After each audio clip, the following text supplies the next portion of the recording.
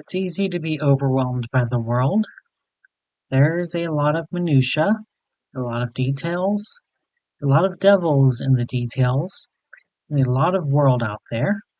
It can often feel like you're alone, no one to count on, forced to depend on yourself, and forced to fight a never-ending war that never gets easier. Life is often overwhelming. It's easy to forget all of the little heroes out there in the world. Sometimes, though, it takes a little bit of perspective to realize not just what others do for you every day, but also all of the little things you do for the world as well. The world is often filled with many different villains and many different heroes, sometimes in battle with each other, and sometimes the hero and the villain are the same person. A vile old woman who makes a cashier cry can be the same kindly grandmother who bakes cookies for her grandchildren. The man who always makes his coworkers laugh can also be a monster who torments his wife and children every night. Someone who drinks themselves slowly to death every night can, in the morning, be a firefighter who runs into fires, refusing to let anyone die on their watch. Our world is complicated, and so is good and evil. People are neither purely good nor purely evil. It's easy to ignore your own shadows if you're only blinded by light. And it can be impossible to see the light if you're always looking for shadows. It's easy to listen to someone who would offer you an easy answer to a complicated problem. It's easy to hope that all of the evil of the world is done by one person or group, to separate into us and them. The us being your friends who would never harm you, and who would always protect you and all that is right. And them being a distant threat, smoking cigars in shady rooms while they endeavor to make the world a worse place to live in, to understand the fact that even your closest friends can be capable of great evil, and to understand that even your worst enemies deserve kindness. What kind of person would you need to be to understand this? Would you need to be an impossible hero? A platonic ideal that could never be achieved even by the best of humanity? Or maybe you just need someone who would turn away from the gates of heaven just so they can pull the damned out of hell. I wasn't the best person in the world when I died. I was jealous. I had selfish moments and choices. I did work that paid well, even if I knew it wasn't good for the world. I was lazy. I walked by the beggars on the street, not even sparing them a passing glance. I walked the world, often hoping to myself that no one around me would speak to me. I didn't speak with my family. I had no idea if anyone was even alive anymore, and I don't think they knew either. I wasn't the worst in the world when I died. I had a few selfless moments. I saved someone's life when I was at work, just happy to help them. I didn't even know who they were until much later. I always threw away my trash, and I always had a kind word for my friends that I saw every day. I tried to remind myself to smile because I hoped my smile would make someone else's day better. I don't remember how I died, and I don't think it matters. I remember closing my eyes, and then I woke up in front of a very long bridge over a tumultuous river. I was naked, no clothes, no tools, and no shame. My emotions were not gone in death, but they were suppressed. Even when I saw other naked people, I felt no lust, no desire to hide myself. In that place with no sun, I could see them, and they could see me. Really see me. I saw a young man's first kiss, and his last kiss. I could see the first time he broke a promise, and the millionth time he broke the same promise. It was so overwhelming, so it was easier to just avoid looking at people too closely. And you also hoped they avoid looking at you too closely as well. We were all burdened, all in the same storm, but none wanted to address it. We all waited for our turn on the bridge, a bridge that seemed to change shape as each person took a step on it. When an old woman teetered on the bridge, it was practically made out of termite pulp and sawdust. She traveled across the bridge. I could see in her past that she died last in her family because she had poisoned all of her children's spouses to keep them living with her. And when her children tried to move out without spouses, she had poisoned them to keep them ill and dependent on her. Sometimes she would poison them too much and they dropped into a coma and to death, but she did not care. She just wanted someone to count on her, and for her, their entire lives, her children loved having a mother like her, a mother who would care for sick children even as they grew into adults. Below the old woman, in the torrent, were the faces of her children, and the faces of those she had murdered. They whispered their hate, their anger, all of their pain up to her as they reached out of the water to try and pull her or the bridge down. And despite the poor quality of the bridge, it still held as the old woman made her way across. I don't know if she made it to the other side. She disappeared on the distant horizon. She still hadn't made it across by then, and those she had hurt were still trying to pull her down with them. A trial I would never know if she succeeded or not. The next person to step on the bridge was a young girl who stepped on a bridge of white marble that could weather any storm.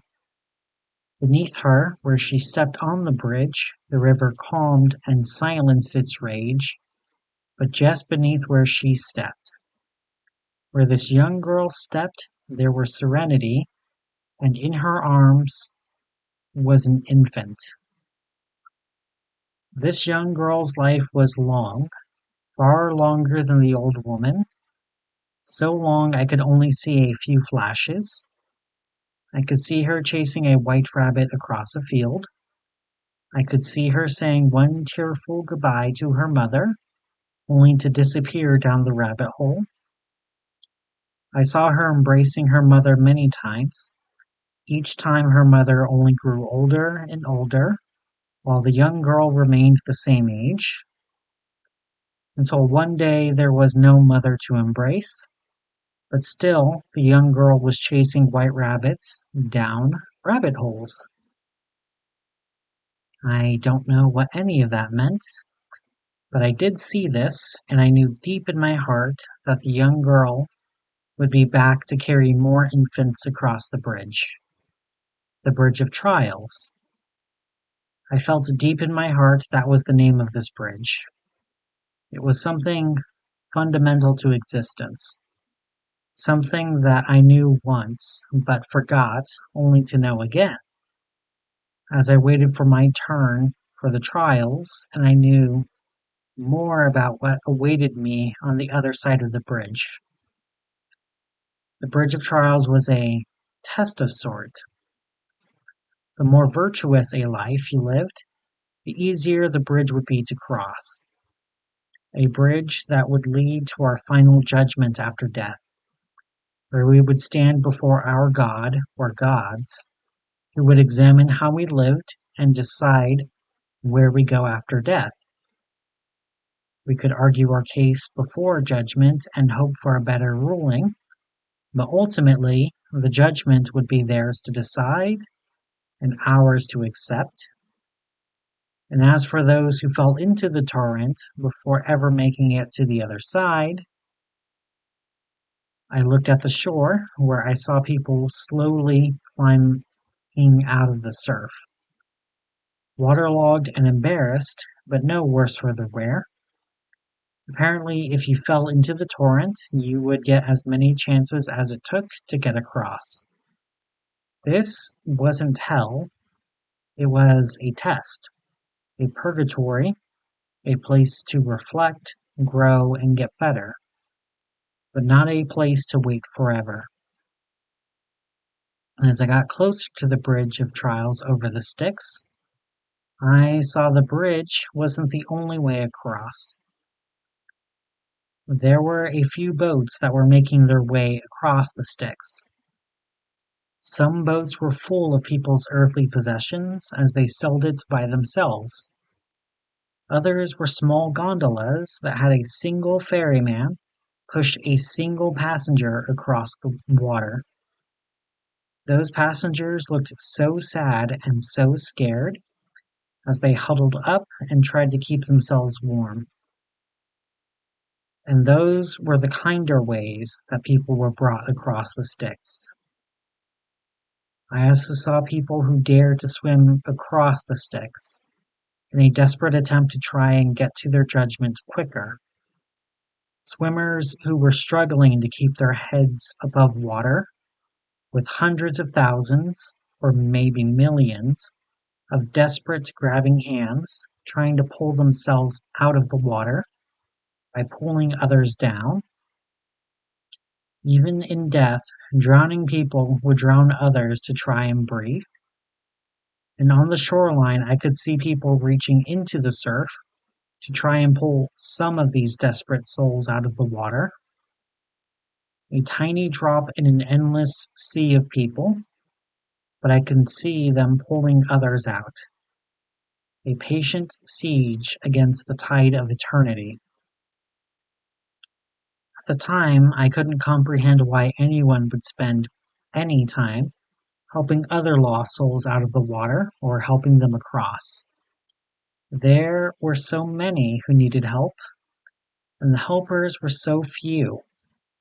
There was no way they could make any real impact on the number of lost souls, especially with all those hungry, desperate hands just beneath the surface of the Styx.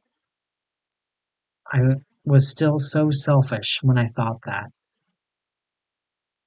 When it was my turn for the bridge, it reminded me of a pier back where I lived. Splintery, old, and it would wiggle with tide and current. However, it was strong enough for my weight. As I stepped on the bridge of trials, and I began to make my way across. In less time than I expected, I could no longer see the shore, but I could still see all of the ferry boats. Most of the boats were either making their way to Judgment or from Judgment. A few boats I saw were reaching their nets into the water. I didn't know why until I saw the ferrymen pull up lost souls onto their boat. Dozens of lost souls pulled onto the boat, and with his small boat full, he began to make his way back to the distant shore. Of course, some of these boats weren't for ferrying people across, but for people pulling people who fell into the river out of the water. The numbers were still overwhelming, and there was no way there could be a difference, except for those who were pulled out of the water. I thought for a moment, what if my bridge wasn't strong? What if I fell into the Styx, and there was no one who bothered to try and pull me out? I would have to struggle to get back to shore, just to try to cross the bridge again. I might be stuck in that cycle forever, always trying to cross the bridge and never getting across. The ferrymen and the fishermen allowed people to have a chance that they never would have before. Would I have been where I was in life if I didn't have my own ferryman? As I crossed, I remember the struggle of finding a job. Everyone wanted experience, and my resume was blank with no experience and job to call my own. I was given a chance because someone was a friend of a friend. They gave me my first job, and that opened the paths I needed just to start my own career. Something I needed so much in life, but now in death it felt meaningless. What good was money or career now? All I had was this bridge and my own steps. On the distant shore, I could see many boats pulling in, dropping off passengers, and I could also see a massive marble gate. A gate with many lines of people going inside for their judgment. As I got closer, before I stepped off the bridge, a strange man, still in clothes and with a clipboard, stopped me. I could tell he was still living, but I couldn't tell you how I knew. He made me an offer. He told me I could continue on to judgment, I could face whatever came after, or I could stay here in the shadowlands between the soulful and the sunless lands, helping others get to judgment. If I chose to stay, my path back would never get any easier, and it would never improve my ruling and judgment. And whether I did it for a day, or if I did it for a millennium, I would have to face judgment eventually. I made my choice easily and quickly. It's easy to see your own challenge. It's a lot harder to see everyone else's. There are always going to be more people who have died. There are always going to be people who need help. There is always a world that needs saving. It can be overwhelming. It can be daunting. But that doesn't make the good you do any less helpful. Even against something as daunting as eternity, a simple act of kindness is a beacon of light brighter than the sun. How many chose kindness because it is the right thing? How many chose to help others even if it never would have helped them in the end? How many beacons do you think were lit in the sunless lands against the darkness of the sticks? Even a single person helped is an infinity greater than none. How many infinities have been helped before eternity? This story is a common one on exoteric Earth. It reminds people that even when everything feels like too much, that you can make a difference, that you do matter even when you feel like you don't. How many people do you inspire every day? Are you a beacon to others? Are others a beacon to you? How many people have ferried you? And how many people have you ferried?